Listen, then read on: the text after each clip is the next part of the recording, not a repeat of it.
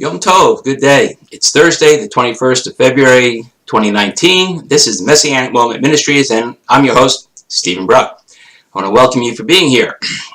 I was reading Isaiah 56 the other day and thought about what he was saying. It starts with, "Here is what Adonai says," and goes on to tell us, "Observe justice, do what is right, for my salvation is close to coming, my righteousness to being revealed.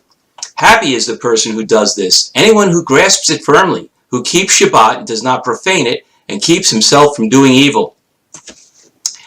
As I was thinking about this and how simple a commandment it is, I realized that God really doesn't expect or demand too much of us. Let's take a look at what God really wants from us. Let's go to Matthew 18:4. "Therefore, whoever humbles himself like this little child is the greatest in the kingdom of heaven." And way before that, Micah 6:8. "He has told you, O man, what is good, and what does the Lord require of you but to do justice, and to love kindness, and to walk humbly with your God." And in Leviticus 19:18, "Do not seek revenge or bear a grudge against anyone among your people, but love your neighbor as yourself." Exodus 19:5, "Now if you obey me fully and keep my covenant, then out of all nations you will be my treasured possession." Way at the end of the Torah, Deuteronomy 11:27, "There will be blessing if you obey the commandments of the Lord your God that I am giving you today."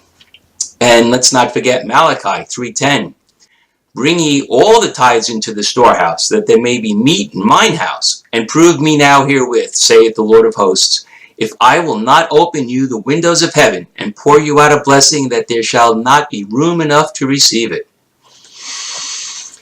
There are many, many more instances throughout the Bible where I can find the same kind of message from God. But these should suffice to show what God really wants is humility, love, and obedience. That's pretty much it. That doesn't seem to be too much, does it? It doesn't require a PhD in theology. You aren't commanded to know how to pronounce God's holy name.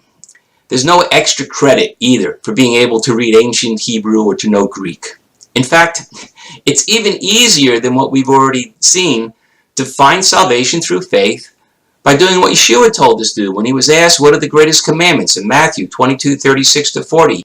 Yeshua replied, "Love the Lord your God with all your heart, and with all your soul, and with all your mind. This is the first and greatest commandment. And the second is like it. Love your neighbor as yourself. All the law and the prophets hang on these two commandments." All the law and the prophets hang on these two commandments. What does that mean? Does that mean that loving God and others is enough? No.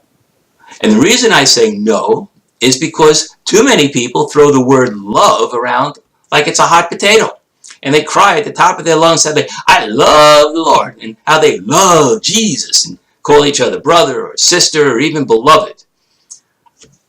Then they go home and do whatever they feel like doing, eat whatever they feel like eating, ignore the Sabbath, and celebrate only those holidays that they like. To love the Lord is to obey his commandments. God told us that throughout the Tanakh, and Yeshua confirmed it. Yet, even in trying to be obedient, people will create their own problems. We've seen in recent times many Gentiles desiring to get back to the Jewish roots of Christianity because they realize just how far afield modern Christianity is from what Yeshua taught. That is a good thing. However, what is bad is that in their zeal, they have created a new form of the same type of legalism that Paul, fought against when Gentiles first started to accept Yeshua and learn about God's instructions in the Torah. And here is what is so remarkable about this. In the beginning, it was the Jewish believers who were telling the Gentiles that they had to be absolutely obedient to every word of the Torah. Today, it's the Gentile believers who are telling everyone else, including Jews, that they have to be absolutely obedient to every word of the Torah. And they have taken it one step further than that. Just a few examples are, they argue now about lunar calendars. Jews don't. They argue about how we must pronounce God's holy name when Jews never use it. and why the names we have always used for God and Messiah are wrong. I mean, these matters have nothing to do with salvation, but to these people, apparently, they do. And despite my exhaustive search throughout the Bible, I have not found where God says, you must know how to pronounce his holy name to be saved. I have found nothing that requires us to know the exact day of the week Yeshua rose from the grave in order to receive blessings and eternal life. And I tried and tried, but didn't find even one commandment that says if we begin a holy festival based on a lunar calendar that isn't the exact same one used in ancient Israel, well, then our celebration is just unacceptable to God. And I looked, and I'm sorry, but I couldn't find where God tells us our salvation is based on knowing anything other than he wants us to be faithful, humble, to love each other, and obey his commandments. All right, just nothing else there. Oh, and for the record, there's no place anywhere in the Bible that says when you tell the truth that you're allowed to be nasty, judgmental, accusatory, or insulting. And if any of you out there want to use that age-old cliche excuse that Yeshua told it as he saw it, then first live your life exactly as Yeshua lived his. You want to talk as he did? Then you live as he did. And if you aren't doing that, then either be nice or shut up. And as far as serving God is concerned, I recommend using the KISS rule.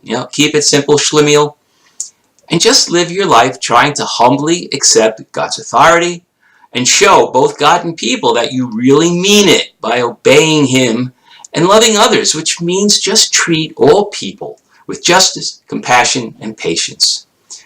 Hey, I know that isn't as easy to do as it sounds, but on the other hand, it ain't that hard either. So thank you for being here.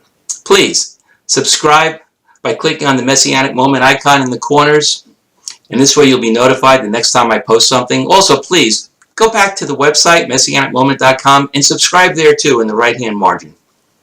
I welcome any comments. Just be nice, and I look forward to the next time we are together.